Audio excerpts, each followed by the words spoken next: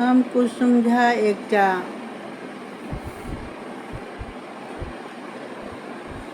श्लोक बजै छी संस्कृत में कि गलती या सही जे अबैया से हम जरूर बताबै छी कि जे अपन अस्त्र अपन ज्ञान अपना नहीं काज अबै छै, दोसर के अबै छै। दोसर के बतला से अपनो केओ कहऽ वाला होइ छै, नीक केला से नीक होइ छै।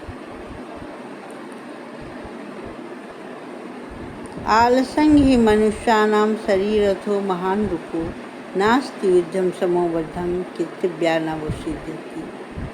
आलस्य जे छै से मनुष्य के सबसे बड़का दुश्मन छै। कोनो काज में अहाँ आलस कऽ दी तऽ ओ काज नहीं होइ छै।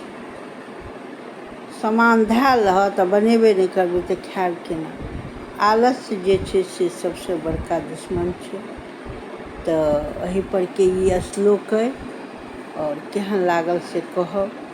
बड़का ज्ञानी प्रवक्ता नहीं छी, लेकिन जे ज्ञान अइ से हम जरूर सबके साथ शेयर करै छी। गलती सलती क्षमा करब। जय मिथिला, जय मैथिली।